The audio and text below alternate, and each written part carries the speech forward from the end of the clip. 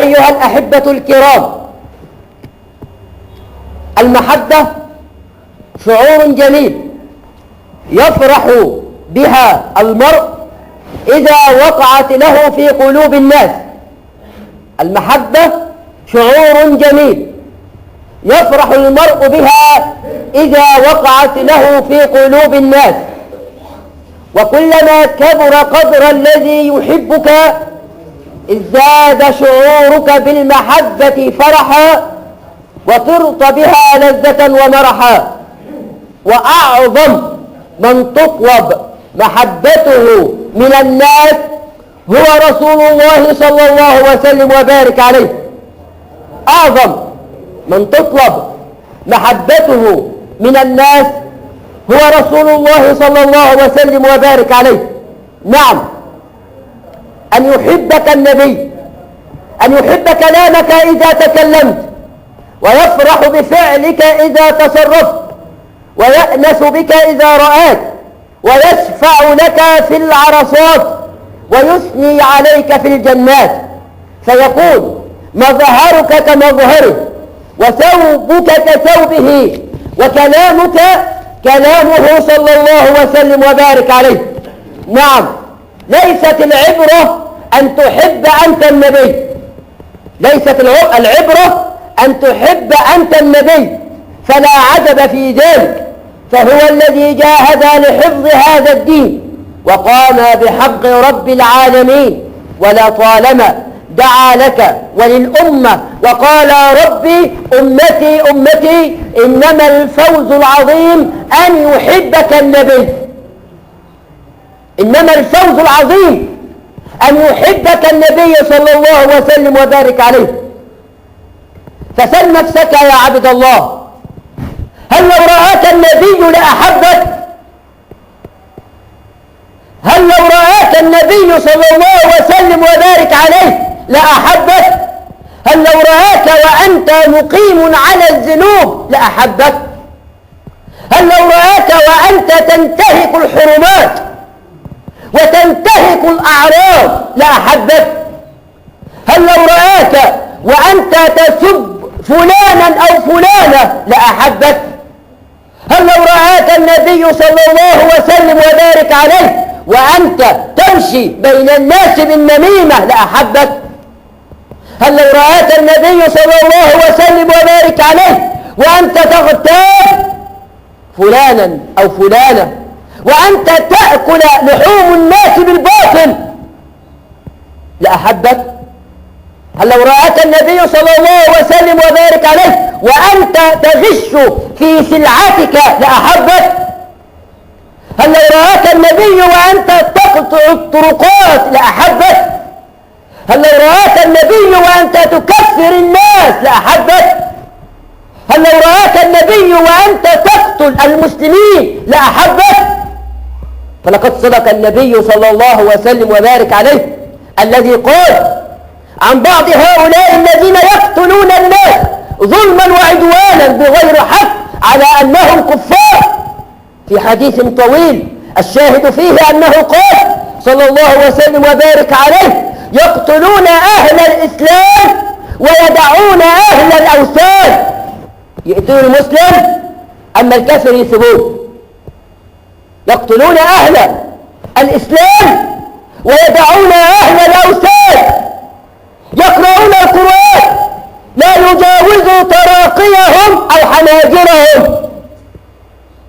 فهل لو رأيتم النبي لمن تقتلون المسلمين بغير حق، هل لو رأيتم النبي وأنتم تكفرون من يقول لا إله إلا الله وأن محمدا رسول الله لأحبكم؟ هل لو رأيكم النبي وأنتم على هذا لأحبكم؟ تقتلون من يقول لا إله إلا الله وتتركون من لا يعبد الله. يقتلون المسلمين ويتركون أعداء الإسلام يحتلون بلاد الكفر.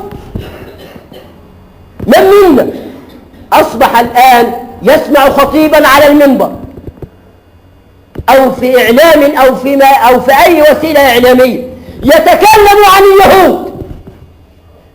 من أصبح يسمع إماما يخطب على المنبر وهو يدعو على اليهود. أصبحنا في ماذا؟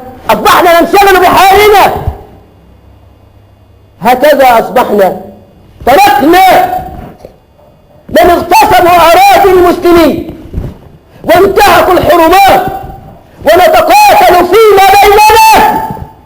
فهل هذا هو الإسلام؟ فهل لو رآنا النبي على ذلك لأحبنا؟ فسل نفسك يا عبد الله، هل لو رآك النبي لأحبك؟ هل لو رآك النبي وأنت تقوم بقطع الطريق لأحبك؟ هل لو رآك النبي وأنت تقطع إشارة مرور وتخالف لأحبك؟ طريق ملك، أنا حر، تسير في اتجاه المخالف، أنا حر. فهل لو رآك النبي وأنت تفعل ذلك وتضيق على المسلمين لأحبك؟ سل نفسك يا عبد الله، هل لو رآك النبي صلى الله عليه وسلم وبارك عليه لأحبك؟ فهو الذي اشتاق أن يراه وتمنى أن يراه، وقال لأصحابه يوما: وددت لو أني لقيت إخواني. فقال له أصحابه: أولسنا نحن إخوانك يا رسول الله؟ قال: أنتم أصحابي وإخواني الذين آمنوا بي ولم يروني. أرأيت يا أخي، فأنت من إخوانه. اشتاق النبي إليه، اشتاق أن يراه. نبيك المصطفى صلى الله وسلم وبارك عليه قال: وددت لو أني لقيت إخواني. نحن إخوان النبي، نحن إخوان النبي. تمنى أن يرانا، فعلى ماذا يرانا؟ يرانا على المعاصي أم يرانا على الطاعات؟ يرانا ونحن نتقرب إلى الله بالطاعات أم يرانا ونحن نتقرب إلى الشيطان بالمعاصي؟ على أي حال يرانا النبي وبأي طريقة نتمنى أن يرانا عليها النبي. النبي صلى الله وسلم وبارك عليه يقول لأصحابه: وددت، يتمنى النبي صلى الله وسلم وبارك عليه أن يرانا. هو والله يحبك يا عبد الله، هو والله يحب لنا المسلمة العفيفة الطاهرة. هو والله يحب الأمة صلى الله وسلم وبارك عليه. أخي، سل نفسك، هل تحب النبي؟ هل تحب النبي؟ كلا، ما قصدت بالحب عدم القرب، ولكن هل تشعر بحب النبي؟ هل تحبه من قلبك؟ هل يتحرك قلبك عند ذكر اسمه؟ هل تحس بالشوق والحنين إليه؟ هل يداعبك الحنين بالقدوم عليه؟ هل يداعبك الحنين بالقدوم عليه؟ هل تحبه؟ هل لك في حبه؟ أتفكر به كما يفكر الحبيب بحبيبه والقريب بقريبه؟ أتفكر به كما يفكر الحبيب بحبيبه والقريب بقريبه والأنيس بأنيسه والجليس بجليسه؟ هل تحبه؟ أيشغل عليك عقلك كل ساعة؟ صلى الله وسلم وبارك عليه. أيشغل عليك عقلك كل ساعة؟ أيملأ عليك فكرك كل لحظة؟ خبرني، كيف تحبه؟ ما هو بقلبك وما قلبك به؟ ما هو بقلبك وما قلبك به؟ أتزول الدنيا ولا يزول حب النبي من قلبك؟ أتزول الدنيا ولا يزول حب النبي من قلبك؟ أتنهار الحياة ولا يزول حب النبي من قلبك؟ أيسفك دمك ويدق عنقك وتقطع مفاصلك ولا يزول حب النبي من قلبك صلى الله وسلم وبارك عليه؟ أتنكسر رأسك ولا يزول حب النبي من قلبك؟ ها أخي، ها يا أمة الإسلام، ما قولنا؟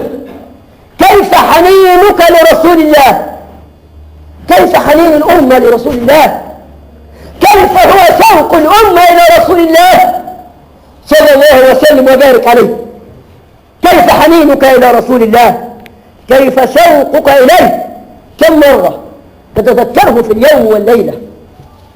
كم مرة تتذكره في اليوم والليلة؟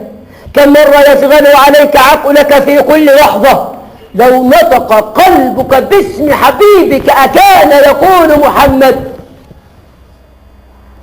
لو قلب الإنسان اتكلم واتسأل انت فيك ايه يا دي القلب؟ مين اللي في قلبك؟ تحب مين؟ تحب الدنيا؟ بتحب السلطة؟ بتحب الكرسي؟ بتحب المنصب؟ بتحب المال؟ بتحب الأولاد؟ بتحب الزوجة؟ لو نطق قلبك باسم حبيبك أكان يقول محمد صلى الله وسلم وبارك عليه. لو نطقت قلوب الأمة أكانت تقول إن الذي فيها هو محمد صلى الله وسلم وبارك عليه. لابد أن تقف هنا لحظة، بل لابد أن تقف الأمة بأسرها وتسأل نفسها هل هي فعلا تحب النبي؟ هل هي فعلا تسير على هدي النبي أم ماذا؟ سل نفسك يا عبد الله، هل تحب النبي صلى الله وسلم وبارك عليه؟ انظروا إلى ثوبان وكان خادما لرسول الله صلى الله وسلم وبارك عليه. كيف كان حب النبي في قلب ثوبان عندما غاب عنه يوما؟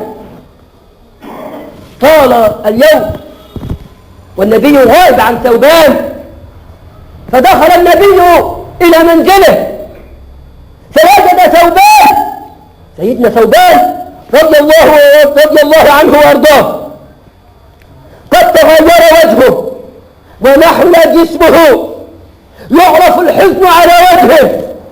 النبي رأى أثر الحزن على وجه سيدنا ثوبان، رآه يبكي فقال له ما يبكيك يا ثوبان؟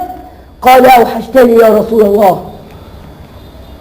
بكاء ثوبان وحزن ثوبان لأن النبي غاب عنه طوال اليوم، لم يحزن على مال، لم يحزن على دنيا فاتته.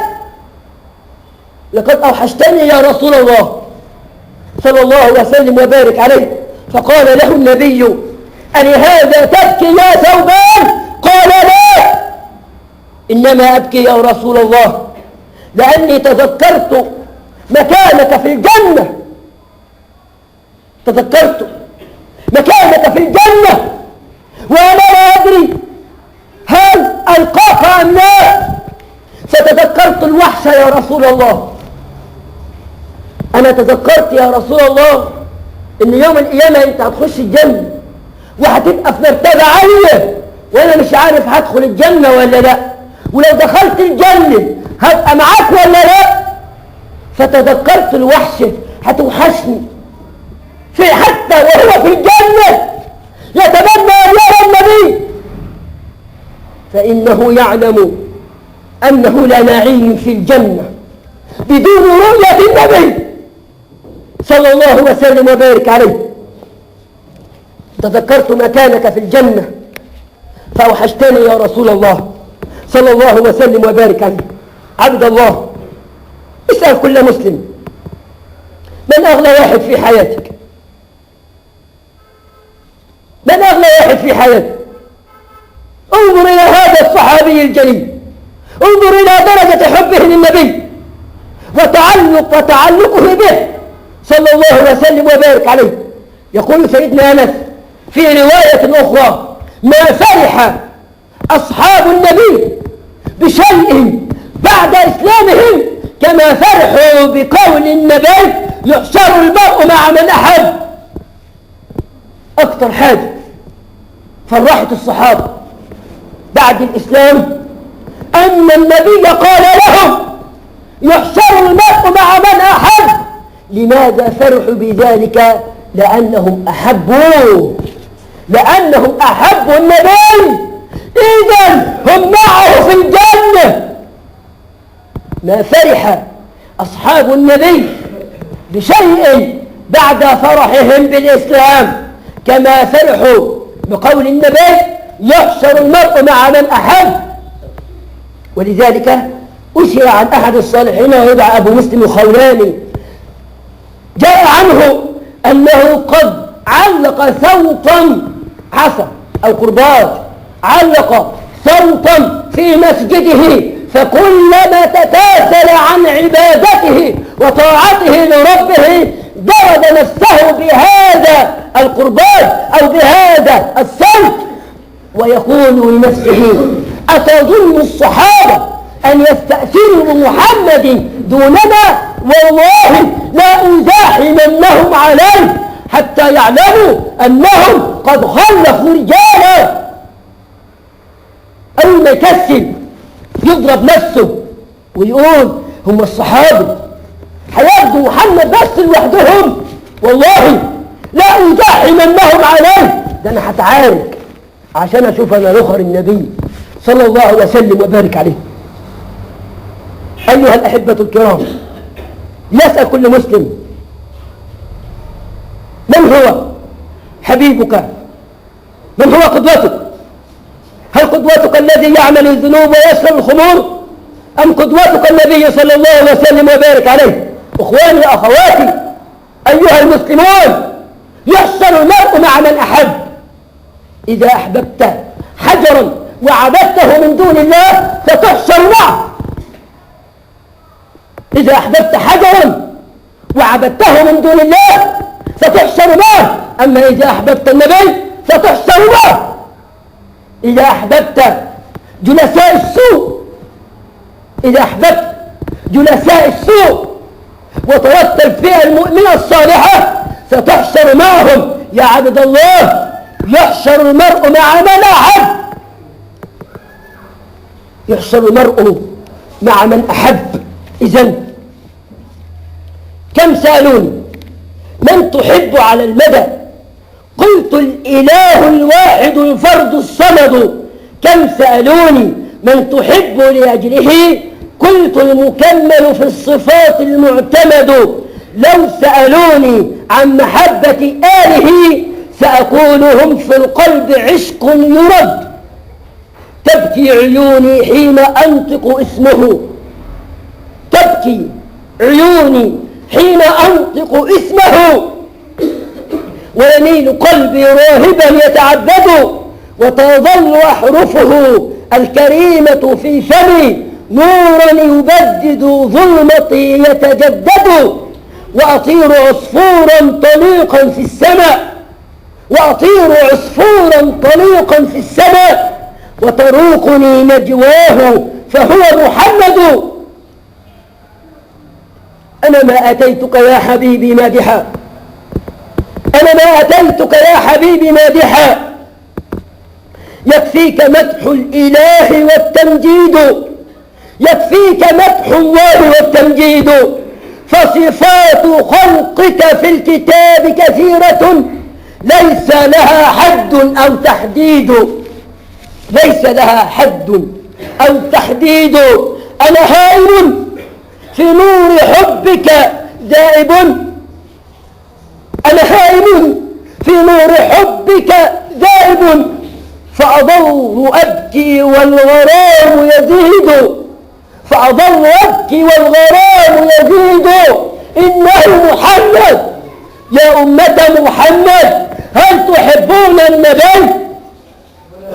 عروة بن مسعود رضي الله عنه وارضاه عندما قام بصلح الحديبية وكان على الشرك في هذا الوقت، عندما عاد إلى مكة قال يا أهل مكة والله لقد قدمت كسرى في ملكه وقيصر في ملكه والنجاشي في ملكه، وما رأيت أحدا قط يعظم محمد أو يعظم أحدا مثل أصحاب محمد لمحمد.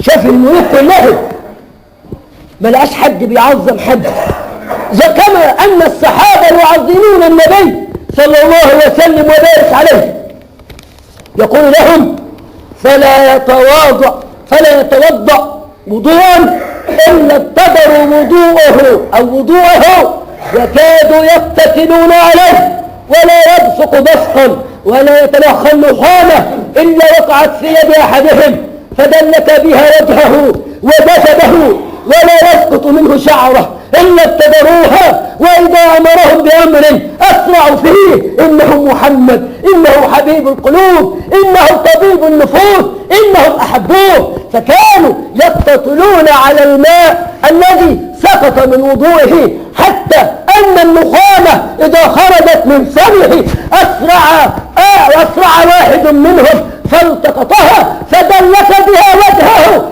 لأنه إذا فعل ذلك حرم هذا الجسد على النار. إنه محمد صلى الله وسلم وبارك عليه، إنهم أحبوا النبي يا أمة محمد ودفعوا عن النبي كما حدث في غزوة أحد. انظروا إلى حب الصحابة لنبيكم محمد صلى الله وسلم وبارك عليه. ها هو أبو دجانة أحد الصحابة ملقب بعصابة الموت، يأتي مسرعا والسهام تقذف من كل اتجاه لقتل النبي صلى الله عليه وسلم وبارك عليه، فيحتضن النبي، يأخذ النبي في صدره ويعطي ظهره للسهام، فتقع السهام في ظهره،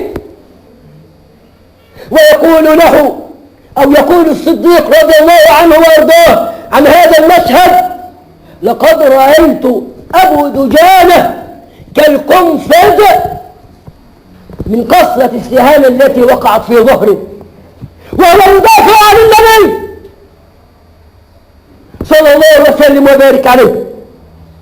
ويأتي أبو طلحة رضي الله عنه وارضاه، يأتي مسلم ويقول: لا تشرف يا رسول الله، ألا تخرج على القوم يا رسول الله يحردون نحرك يا رسول الله، شد النبي لأنهم أحبوه. وكان سيدنا طلحة بن عبد الله رضي الله عنه وارضاه عندما تعب النبي من شدة الإعياء فأراد النبي أن يصعد إلى أعلى أي في الجبل، وكان النبي لا يستطيع، فيأتي أبو طلحة، يأتي طلحة بن عبد الله رضي الله عنه وارضاه وينام على بطنه ويجعل ظهره سلما لرسول الله. كلما أراد النبي أن يصعد إلى درجة وجد هذه الدرجة ظهر أبو طلحة رضي الله عنه وارضاه. كلما أراد النبي أن يصعد إلى درجة أعلى لم يستطع، فيأتي أبو طلحة ينام على بطنه ويصعد النبي على ظهره. إنه محمد صلى الله وسلم وبارك عليه. يا أخي، كيف حالك؟ كيف حنينك إلى رسول الله؟ أتحرك حب النبي في قلبك؟ أداعلك الحنين والشوق لرسول الله؟ ازداد حب النبي صلى الله عليه وسلم وبارك عليه. إنه محمد يا أمة محمد، فهل لو رآنا النبي لا أحبنا؟ أقول قولي هذا وأستغفر الله لي ولكم، ادعوا الله يغفر لكم.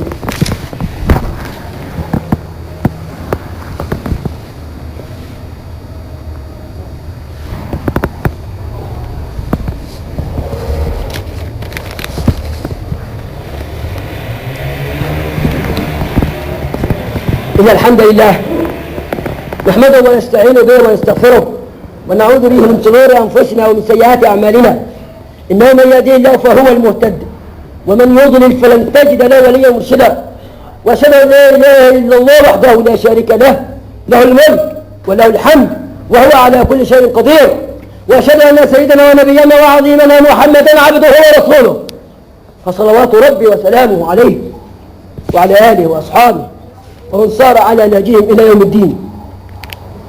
أما بعد، فإن أصدق الحديث كتاب الله، وخير الهدي هدي محمد صلى الله عليه وسلم، وشر الأمور محدثاتها، وكل محدثة بدعة، وكل بدعة ضلالة، وكل ضلالة في النار. أما بعد، أحبتي في الله، إن القلب هو الكنز الذي لا يقرأه إلا من يملكه. فالحب تاج لكنه من حديد، وكنز لكنه من تراب، ومعدن لكنه من ثراب. وأي حب يدعى فإنه ناقص. أي حب يدعى فإنه ناقص إلا محبة المولى سبحانه وتعالى والنبي صلى الله وسلم وبارك عليه. إلا محبة المولى سبحانه وتعالى ومحبة النبي صلى الله وسلم وبارك عليه. فأعطني دمعة تحيي بها قلبك وتسلي بها نفسك، فدموعنا مداد للفكر، وعباراتنا ثبات على المبدأ، وبكاؤنا دوام على النهج والمنهج. قلوبنا أهديناها بالحب إلى الحبيب المحب صلى الله وسلم وبارك عليه. قلوبنا أهديناها بالحب إلى الحبيب المحب صلى الله وسلم وبارك عليه. قل إن كنتم تحبون الله فاتبعوني يحببكم الله.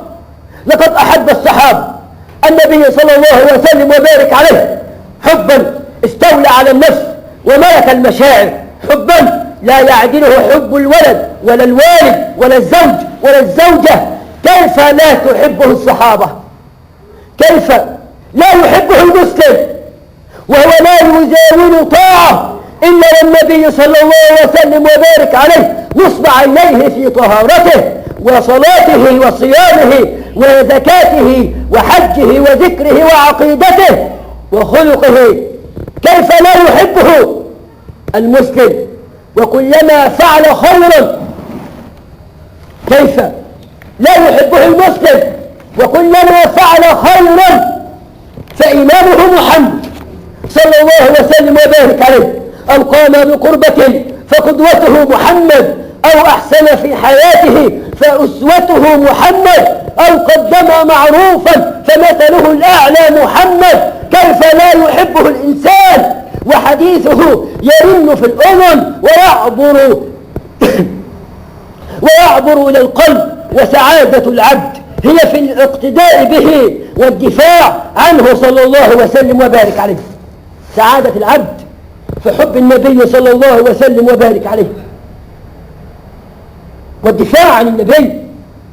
وممن أحب النبي ودافع عن النبي هذا الصحابي الجليل أبو عبيدة رضي الله عنه وأرضاه في غزوة أحد أيضا، عندما خرج أحد المشركين ويدعى أبو عامر صنع حفرة خصيصا لقتل النبي صلى الله وسلم وبارك عليه.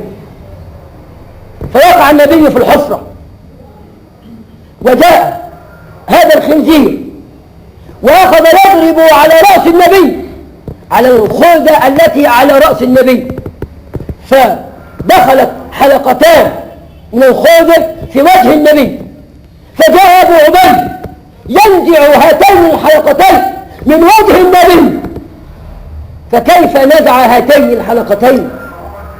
نزع الأولى بأسنانه حتى كسرت بعض أسنانه، ونزع الأخرى بباقي أسنانه فكسر باقي أسنانه حتى لا يؤذي النبي. إنه محمد. وها هي صحابية ننتقل من ساحات الرجال إلى ساحات النساء، لا أقول خضور ومساكن، بل هي امرأة ولكنها بأمة. نعم امرأة ولكنها بأمة الآن تتقاتل فيما بينها على ملك زائر، على مال زائر، على منصب زائر. إنها امرأة يا صحابية الجليلة أم عمارة رضي الله عنها وارضاها. يخرج أحد المشركين ويدعى ابن قرية، يخرج خصيصا لقتل النبي، فتقف هذه المرأة وتدافع عن النبي، كانت ممن ثبتت تدافع عن النبي. فجاء هذا الخنزير، فهذه المرأة وقفت في وجهه فأراد أن يتفاداها، يعني يمر منها، ولم يضربها، لأن ذلك كان عيبا في الجاهلية. أيها الرجال يا من تضربون الزوجات، انظروا إلى هذا الرجل المشرك في الجاهلية، وقفت أمامه امرأة فأراد أن يتفاداها ولم يقم بضربها لأن ذلك عيبا في الجاهلية، ولكنها كانت مصممة فاغتاظ منها. عندما اغتاظ منها الضايق اتغاظ منها فضربها على عاتقها. تقول فهممت أن أجري فنظرت خلفي فوجدت النبي وحيدا متعبا، فقلت والله لم يصل إليه إلا على جسدي، فأخذت سيفا وأخذت تضرب ابن قرية عدة ضربات ولكنه لم يمت، وأخذ يضربها ضربا مبرحا على عاتقها حتى كسره، جرحها انكسر. تقول الرواية أنه ترك بها جرح أغور، لدرجة أن قبضة أقوى رجل لو دخل في الجرح لغاه. تخيل مقدار الجرح، واحد قبضته لو دخلها في الجرح القبضة بتاعته هتغص في الجرح حتى كسر، ومن شدة التعب وقعت فرآها ابنها فذهب إليها مسرعا ليقوم بنجدتها، فقالت له هذه الصحابية الجليلة دعني وأدرك النبي. فقال لها النبي من يطيق ما تطيقين يا أم عمار، أي من يتحمل ما أنت فيه من التعب يا أم عمار؟ قالت أطيق يا رسول الله، ولكن أسألك يا رسول الله أن أكون معك في الجنة، أن أرافقك في الجنة. فقال لها يا أم عمار أنت ومن معك من أهلك يا أم عمار، ودعا النبي وقال اللهم اجعلهم رفقائي في الجنة، إنه محمد يا أمة محمد. فهل لو رآنا النبي لا أحدنا؟ وفي الختام أيها الأحبة الكرام، تلميذ علم أن مدرسا رأى النبي في منامه أو يرى النبي كثيرا في منامه، فذهب التلميذ إلى المدرس وقال له لقد علمت أنك ترى النبي في منامك كثيرا، فدلني كيف تراه. قال لماذا؟ قال له لأني أحبه. قال له نعم. فأخذه المدرس إلى بيته وأطعمهم طعام العشاء، خذوا يأكلوا في البيت، وزاد في طعام العشاء الملح، زاد الملح في الطعام. وكلما أراد الطالب أو التلميذ ما زاد له المعلم الملح ومنع عنه الماء. وعندما انتهى من الأكل أو من الطعام قال له المعلم نم، وعندما تستيقظ فسأخبرك كيف ترى النبي.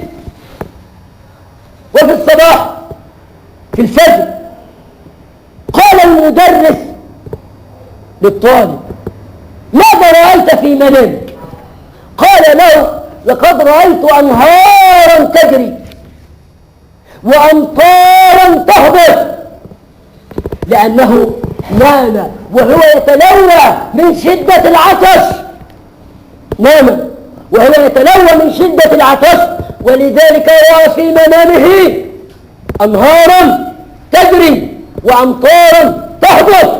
فقال له المعلم صدقت نيتك فصدقت رؤياك، صدقت نيتك فصدقت رؤياك.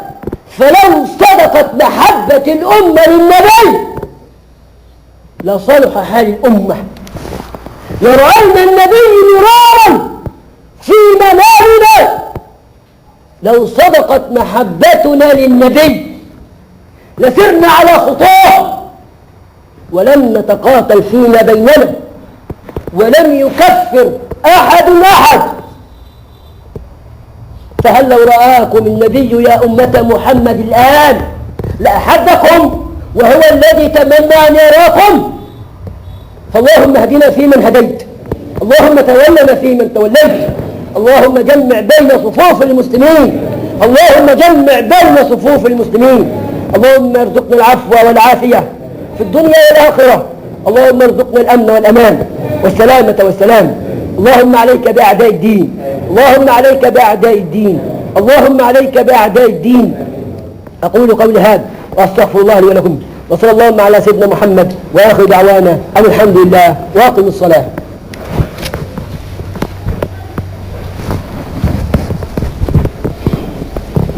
الله أكبر الله أكبر، أشهد أن لا إله إلا الله وأشهد أن محمد رسول الله. حي على الصلاة حي على الفلاح، قد قامت الصلاة قد قامت الصلاة. الله أكبر الله أكبر، لا إله إلا الله. استقيموا ساووا واعتدلوا، لا ركوع ولا سجود قبل الإمام.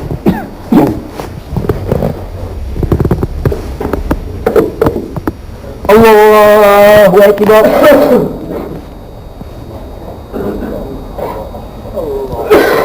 بسم الله الرحمن الرحيم، الحمد لله رب العالمين، الرحمن الرحيم، مالك يوم الدين، إياك نعبد وإياك نستعين، اهدنا الصراط المستقيم، صراط الذين أنعمت عليهم غير المغضوب عليهم ولا الضالين.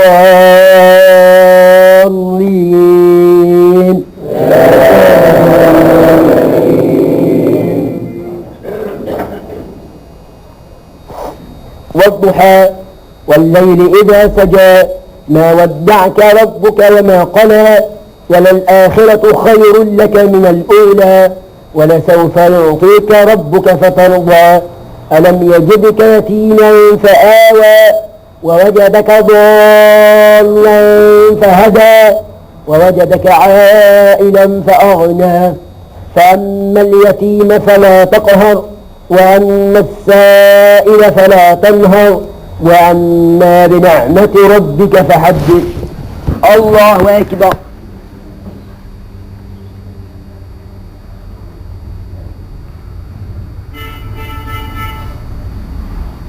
سمع الله لمن حمده.